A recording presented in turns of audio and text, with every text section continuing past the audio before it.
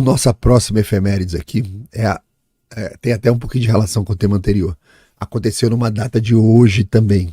Foi numa data de hoje que aconteceu a chamada Batalha de Guadalete, lá ali na Península Ibérica. Acabamos de falar da Península Ibérica, quando teve a expulsão dos mouros. Logo a seguir, 31 de março, decreto de Alhambra para expulsar os judeus. Esta batalha que vocês estão vendo ali de Guadalete, tá? Ela marca o início da conquista islâmica da Espanha, ou da Espanha, que era aquela região toda ali, mudando o curso da história. Porque ali, mais ou menos ali no início do século VIII, quem dominava a região só eram os visigodos. Então ali era um reino visigótico da Espanha. E estava em crise aquele reino, né? Tinha muitas batalhas internas, tal, muita briga, muita divisão. Internamente muito dividido, cheio de disputa de sucessão, muito conflito político, e completamente vulnerável a invasões externas por conta da ausência de unidade. Tá? Foi nesse contexto que um general muçulmano, Tariq Ibn Ziyad, sob as ordens do califa, né, da Almíada, desembarcou com as suas tropas ali na Península Ibérica. Né? As forças islâmicas eram compostas pelos berberes e árabes. Lembrando que berbere é algo como homens livres, alguma coisa assim. E muito bem organizados, eles motivados pela promessa de recompensa, de expansão territorial, de terras. O cara tá lá com o rabo cheio de areia no deserto, chega num lugar belíssimo como é ali a Península Ibérica, o cara, meu amigo, eu vou ficar por aqui mesmo. Do outro lado ali dessa batalha tinha um exército visigodo, liderado pelo rei Rodrigo, né? Tem alguns nomes assim que você fala, puxa vida, Rodrigo, meu camarada, meu filho, tá? Um nome português. Ah, é? É mesmo? Peraí.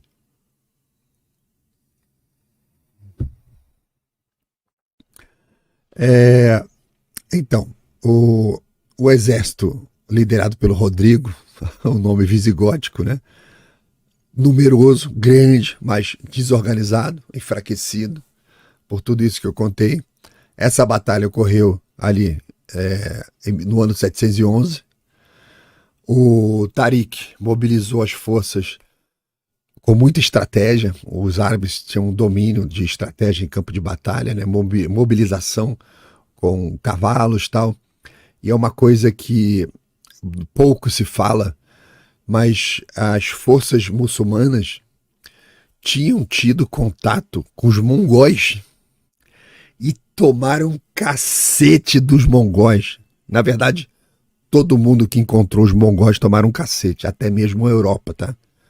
Tem que lembrar que os mongóis, quando chegaram na Europa, tomaram tudo, sequestraram, cercaram o Papa. Até hoje na Suíça tem gente que nasce com uma mancha amarela no cóccix aqui nas costas, chamado mancha mongol. Significa que na sua árvore genealógica teve gente estuprada pelos mongóis. E o cara carrega isso no DNA. O grande livro secreto dos mongóis destaca 3 linhas para falar da Europa. Tamanho desprezo que os mongóis tinham pelos europeus diante da fraqueza militar europeia naquele tempo, diante do exército mongol. Esse grupo mongol que aterrorizou a Europa, vocês sabem o que foi esse grupo?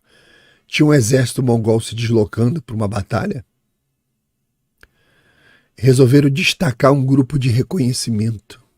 Tiraram assim, vou mandar 20 mil soldados nessa direção aqui para dar uma olhada no que tem para lá. O que tem nessa merda aí? Aí mandou 20 mil, cara. Esses 20 mil que dominaram tudo, aterrorizaram todo mundo, estupraram todo mundo. Foi só esses 20 mil.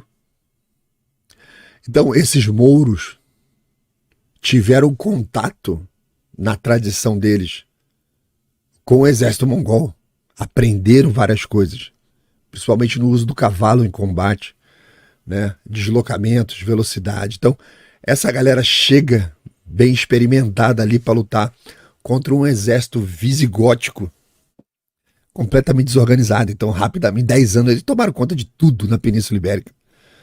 Meu Deus, se tu quiser conhecer a Península Ibérica a pé, tu vai levar 10 anos. Os caras tomaram tudo em 10 anos, cara. É muito rápido você tomar uma região grande dessa nessa época em 10 anos, né? Então, as forças ali do rei Rodrigo e do Tariq se encontraram, se enfrentaram ali nas margens do rio Guadalete, por isso que é a Batalha de Guadalete, tá? E apesar de serem numericamente superiores, os visigodos sofreram uma derrota esmagadora. E a deserção massiva ali dos aliados visigodos também contribuiu para a vitória muçulmana, né? A batalha resultou na morte do rei Rodrigo.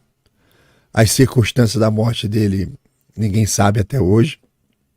Algumas fontes afirmam que ele morreu no campo de batalha, outras sugerem que ele fugiu e morreu em decorrência dos ferimentos. E a morte de Rodrigo marcou o colapso da resistência visigótica organizada. Aqui sobre a morte do Rodrigo, é uma coisa interessante, você fala, pô, mas qual é a diferença dele ter morrido na batalha ali, ou se ele morreu porque ele saiu ferido da batalha e morreu em decorrência dos ferimentos? Vocês já viram estátuas desses vultos da história em cima do cavalo? Às vezes o cavalo está com as 4 patas no chão, às vezes o cavalo está empinando, né? Às vezes o cavalo está com uma patinha só pro alto. Sabia que aquilo ali tem um significado? No caso do Rodrigo aí, a simbologia da estátua com o cavalo fala o seguinte: se você morreu em tempo de paz, longe do campo de batalha, você está na sua estátua e o cavalo está com as 4 patinhas no chão.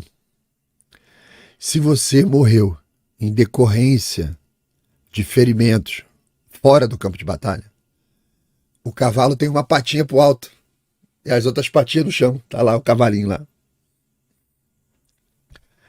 Se você morreu no campo de batalha, as 2 patas estão fora do chão.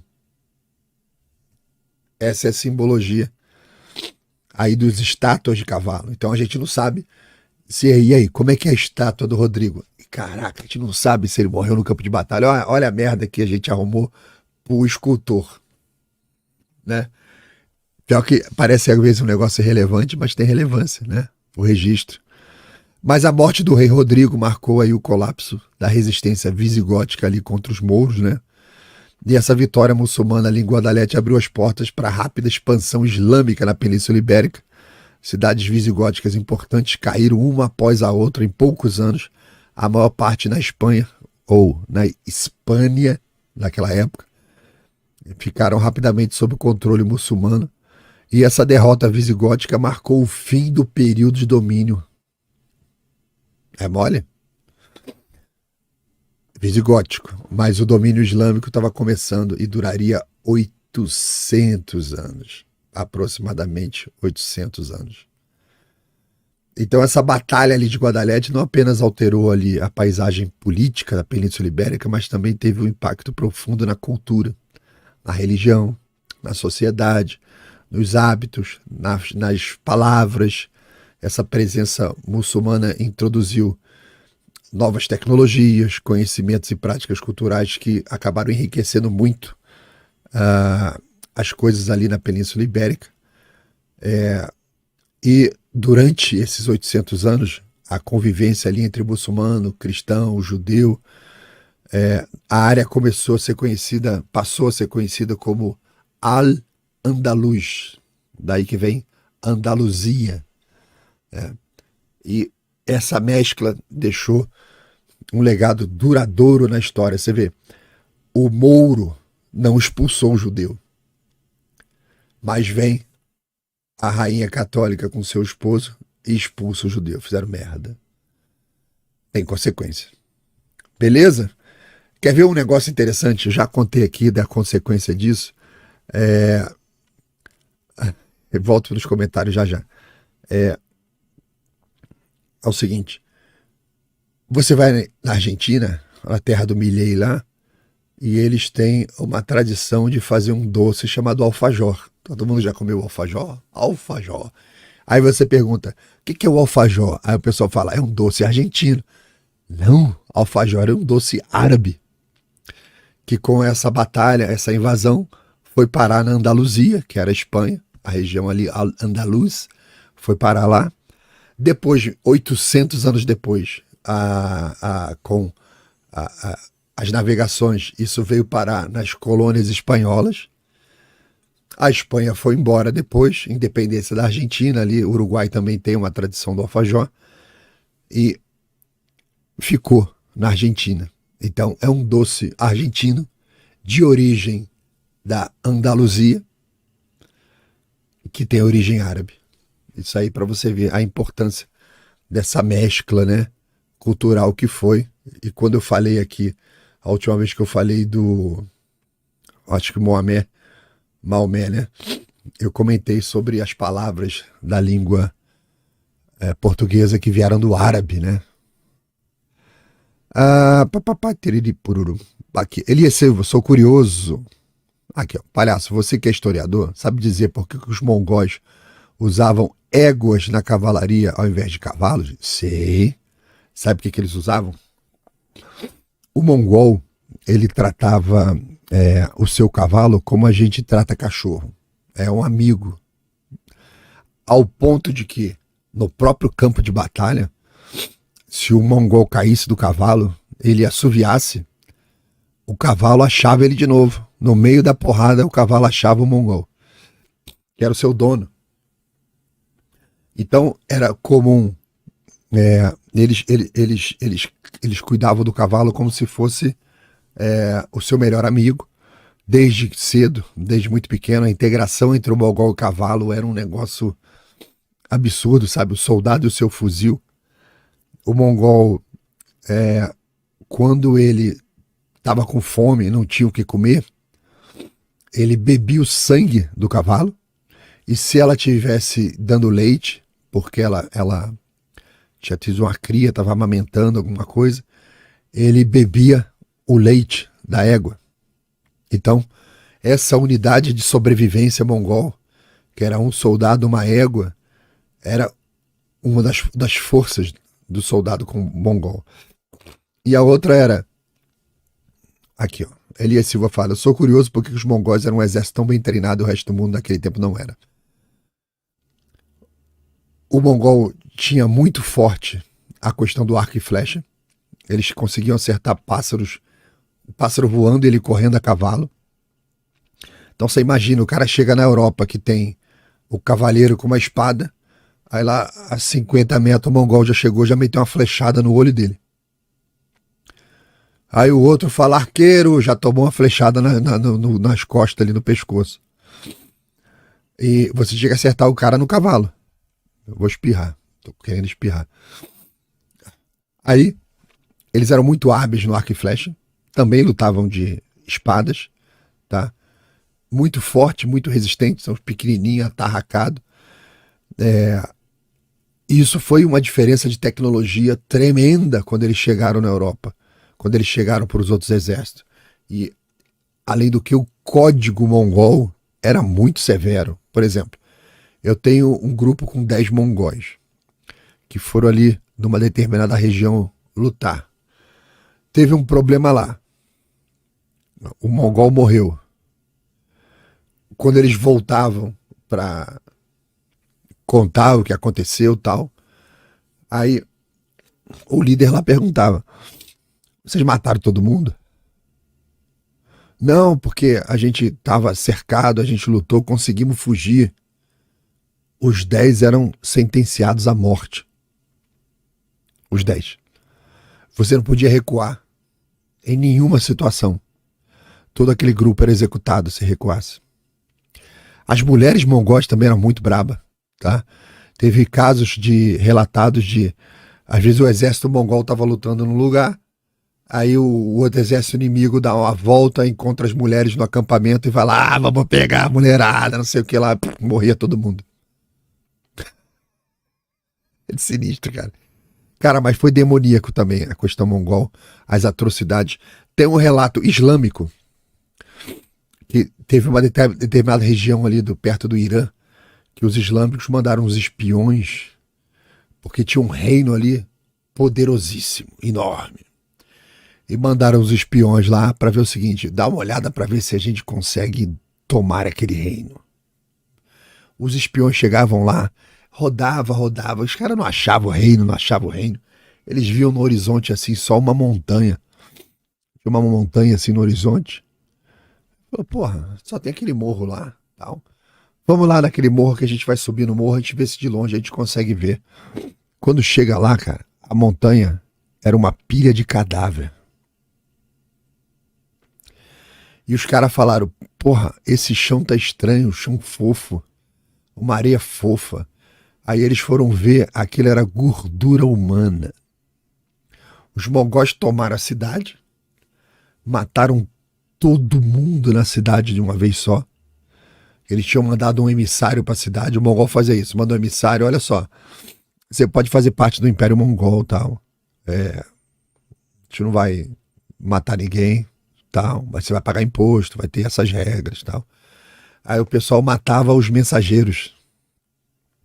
Lembra do Nenúncio Necari? Não mate o mensageiro. Aí o Khan, que era o chefe mongol, falava assim, tá bom, e já deram a resposta, mata a cidade inteira. Homem, mulher, criança, velho, cachorro, passarinho, gado, galinha, todo mundo morto. As estimativas que os mongóis mataram 50 milhões de pessoas na Ásia. E até hoje existem enormes desertos humanos na Ásia em decorrência desse período mongol. Verdadeiros desertos, onde outrora tinham cidades com 1 milhão de habitantes, tal, 1,5 milhão, 2 milhões. Mataram todo mundo. Beleza? Acho que tá respondido aí. Questão da égua, questão da tecnologia. Demorou muito tempo até a galera conseguir se defender dos mongóis.